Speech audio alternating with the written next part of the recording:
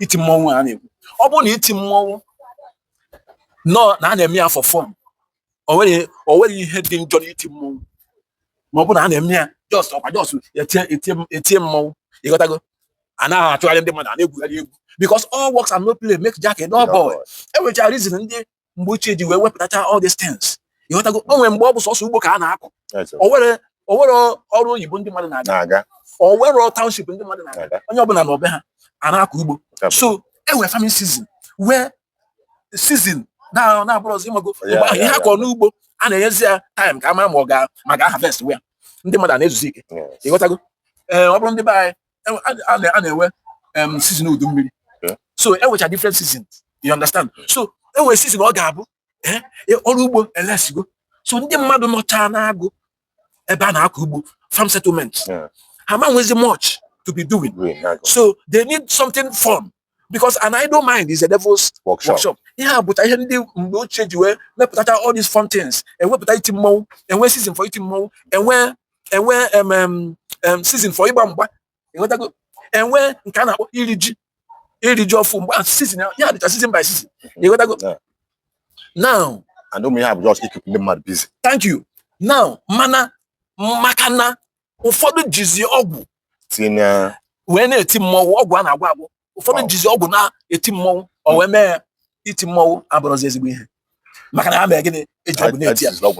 Mana ụfọdụ ga-asị m mana ha wee jiri ọgwụ na-eti mmọnwụ, eziokwu na ijiri ọgwụ tie nke gị, mana onye ọzọ ji ọgwụ tie nke ya, gịnị na-abịa na-emekọ ịfụrụ na ọma nwọk. A na-enwere ike otu ijiri ọgwụ, nya wasị na onye nwere ike jiri ọgwụ, otu anya ma ji ọgwụ na onye nwere ike iji ọgwụ ka ya tara egodi ya, ọ tara ya gị, inwe nsogbu. Then ịfụzie na atara ego gị next times, ma ọ bụrụ na ị survive ya, ije gwọta nke mana mụ na nke m na-ebeli ikpe na mmanwụ bụ not just fund. Ibelieve not fund ka ọ bụ. Okay, abịa na my YouTube channel, oge ga-eru m ga-akọwalụ ndị mmadụ. So eji m akụkọ, that is case wee mee ya inaugurate, emere inaugurate mmanwụ from somewhere. Ọ dị ka iti ọzọ. O nwere ofu ihe nna afụ na mmanwụ, nna asị na ma ha mara onye kpatara ọ dị adị ụnụ ahụ. O nwere ihe dị na mmanwụ, ihe a sokwa ndị kweta na ọgwụ ya. O nwere ihe ị nwere ike, o nwere ọgwụ ịgbọrọ wee tinye just na ọka wee mee fọn, mana duto na enwere ihe ji wee mee mmọnwụ ahụ inaugurate. Ọ dị ka onye bi n'ụlọ, o wee bụ na o nwere ihe ji wee mee foundation ntọala ụlọ ahụ, ọ ga na-eme onye ọbụla bi n'ụlọ ahụ. Ịghọtago, ị na-eje ụka anywhere, ọ bụ na o nwere ihe eji wee mee foundation ụlọ ụka ahụ na-abụrọ Kraịst, maka o nwere ndị na-abụrọ Kraịst ka ha ji wee mee foundation nke ha.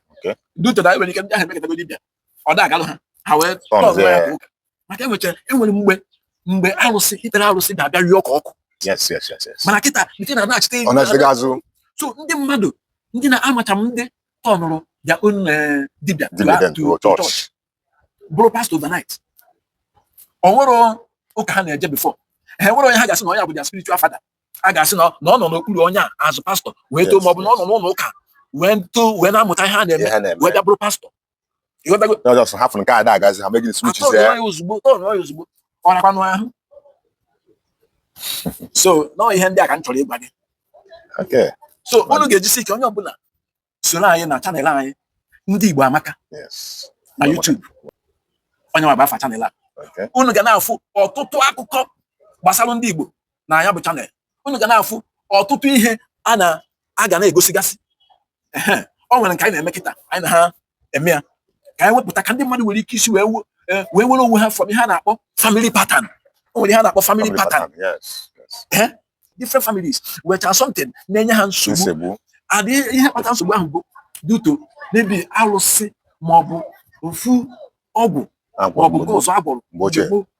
O nwepụ na ọgwụ ahụ na-emere ya sacrifice, ikekwe na a na-egburu ya ọkụkọ periodically.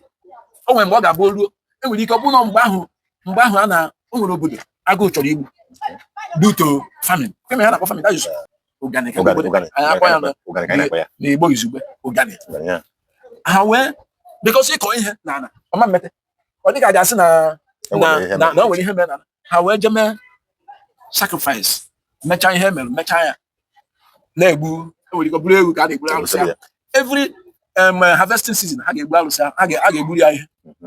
Then unu ewe kwụsịzi ya maka unu na-ejezo ụka kịta. na ademezi ya mara na alụsị ahụ enwere ike alụsị ahụ anọzi ebe ahụ mana spirit ya ka na-arụ ọrụ n'ezinụlọ ahụ wee na-ewe iwe na ada egbuziri ya ọkụkọ maọbụ ewu wee na-emakpa ndị ahụ ma na-aga n'ihu. So it will not require conscious effort, spiritual conscious effort ndị ahụ ga-eme.